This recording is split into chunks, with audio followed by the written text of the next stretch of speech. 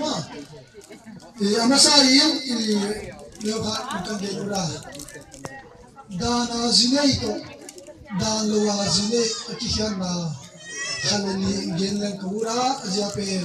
ayin khando di tua zine pasalan ti ding te te di wa ke sama ma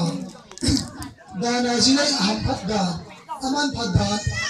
bang chi chi khanna hatwa mi te khosum mi te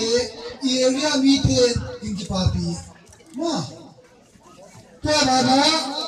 pa so te sanga guarzo thum sana bang kile tua mi khuin hampat na ma hi a ei zala mi tampi khomi ei zala mi tampi kipa ala gala aki gu oi lo na hi le khanna hatwam chin da ni ne ya a hente hathum om di nga a hente habu om di nga tua mi hathum su re habu su ji ka hatwam da na um thilo da lo wa zine te mo hatwam mi ne san ina lai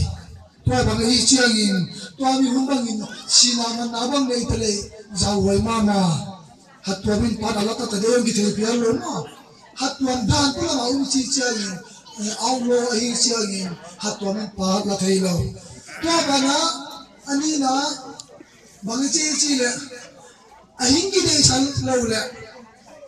zoom le ki kai khem bi ko la na bang aki tente aki bute na lu se loi da sam bu chim na sarang ki kai mo na gong ba na nei lo le an ki di sa lo le a hente na sam bu chim wang kai di u wan ten ki se nang ki kai di na mi bang ga ya kamu mo oi lo da tua ba na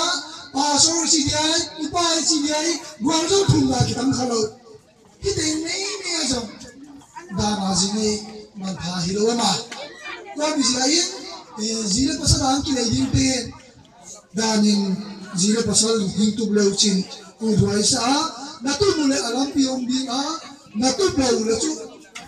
mule paten vai guan bo phelo ma ai tu tan na bo ko ai hi chiang ai ma para ko mo hi chi thei u duai sa zain tu ni ki pa wai ma a kum thum sung ki pol khom lawa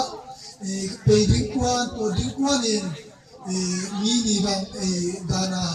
ha kya thi nei um pen ki pasyan ka para to le ha kya nam pi ya zia in jong ma pa kwan undang tu ke na ma pa na ma gel jong apung kan nawat gol zolim tu pa peta henlam itu ya imodin pe ni aki transfer ma boundary be yang tu chikha boundary pen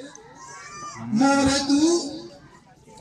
tamu boundary alu kya dia ama posting gamdal ko ni lo agam ki bang me amun ki kher me ya to me ku ama di injang azia umma ma hila ma ki te go hila ma mandi ga hi sia gi nuam da ba chi igen ma sai ba ni tu ni talam ni lai siam thong ni simin to na tong kimin hau de me kachia to mi na di in champe ri khanna kolosa te bum thum na changsom le gya na le fesa te bum na changsom ni le ni na tamit yel simin to na parin hau de me chi zitia mampa akilo mun to bangin na pasal te kuma kitulurun tam na ya no pe le kitulu chi fesa te zidia mampa na kitulur bangun no ma pasal te kunga kitulurun pasian na ida pasian adi ga kitia bangin na pasal te kunga de kitulurin chi itu talamurin maunu na tidinga ide ile kitulur chi tama parin holme udai sa tuni tamna lai siam tho so ta porin efesa te kunga zone gena efesa te ko gena ni mai kisi am san zo ele uchen vai hom li hilo wei pasal ama tanga umli ngoi si akit huwa pidi mo helper asabam siam tidanda ni sabam izan zo di mo a helper na thì do cái tu lại tiền hết bao nhiêu lâu commander bằng commander là bằng muốn thắng cái chuyện ta mà muốn khai ra nhưng không khai ra đi khai mỗi ngày nó bị nhiều kiểu bằng cái này nằm ở luôn bằng ăn cái này bằng cái này ăn cái đó mula tua khai luôn bằng cái thu này là thế lâu là thế vài hôm là thế ăn kèm chỉ mua tôi đi in vào hai luôn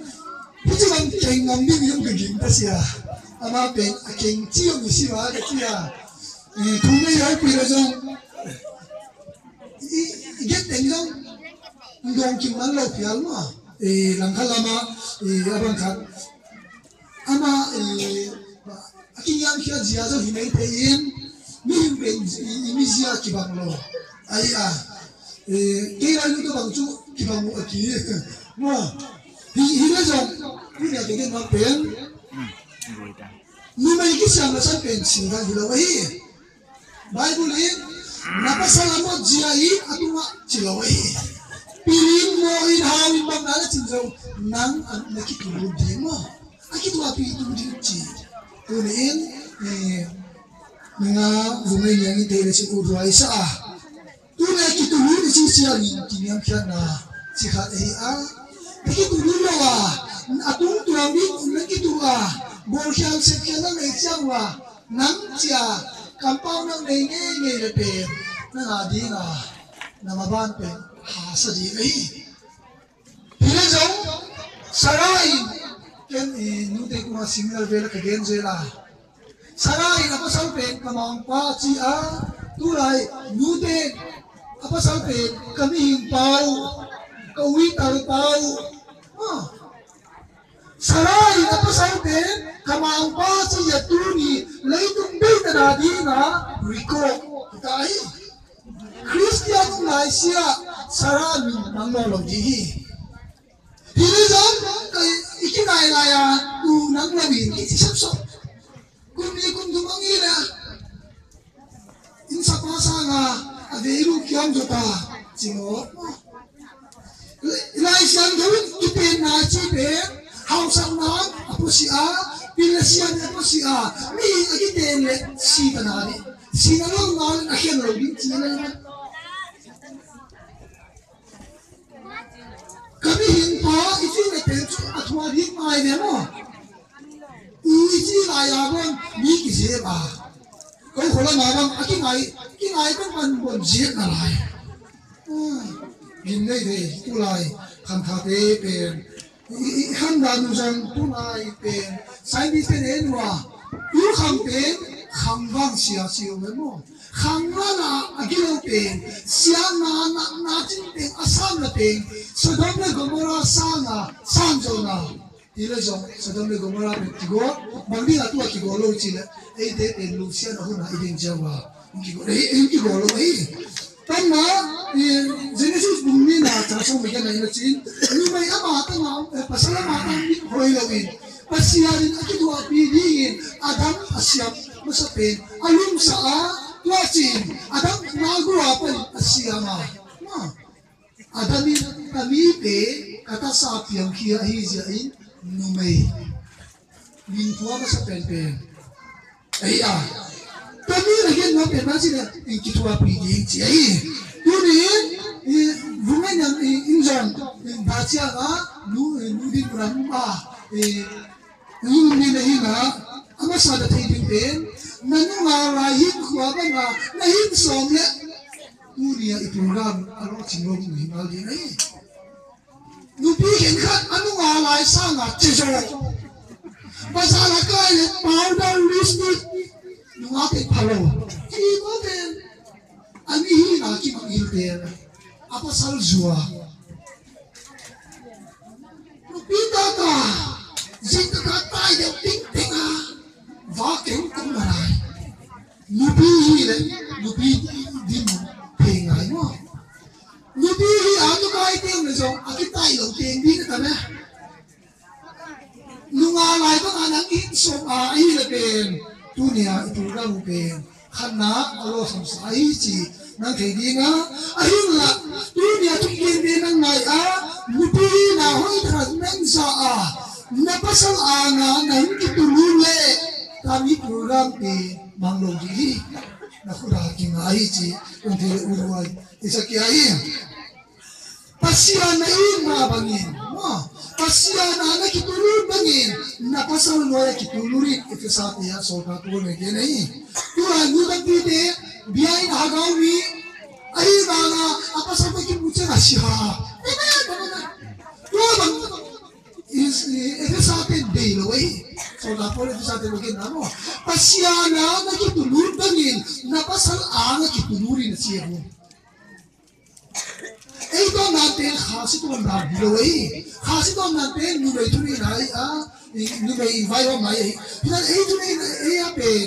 dana si adam kaya ilay Joshua dana ilay pasal viral na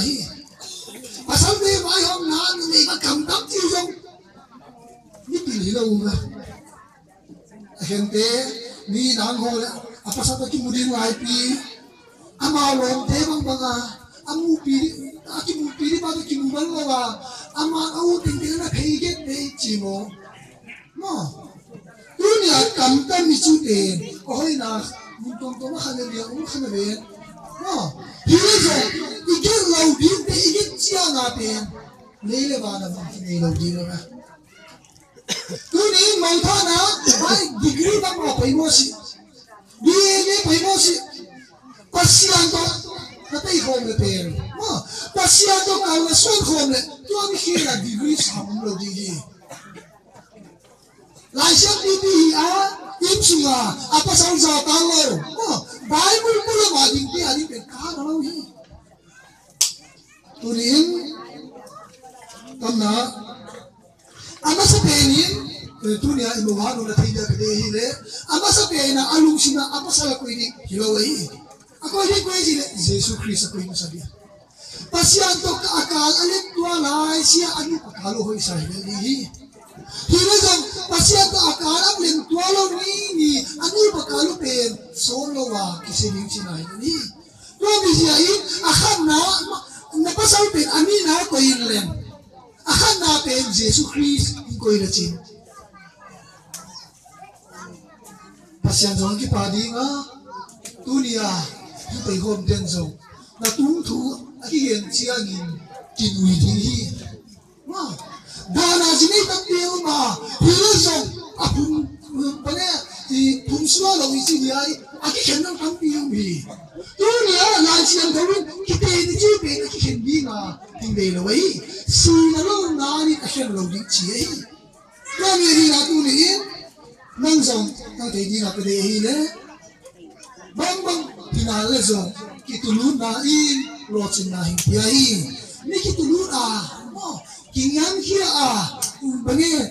tuwa zo pepe hey ya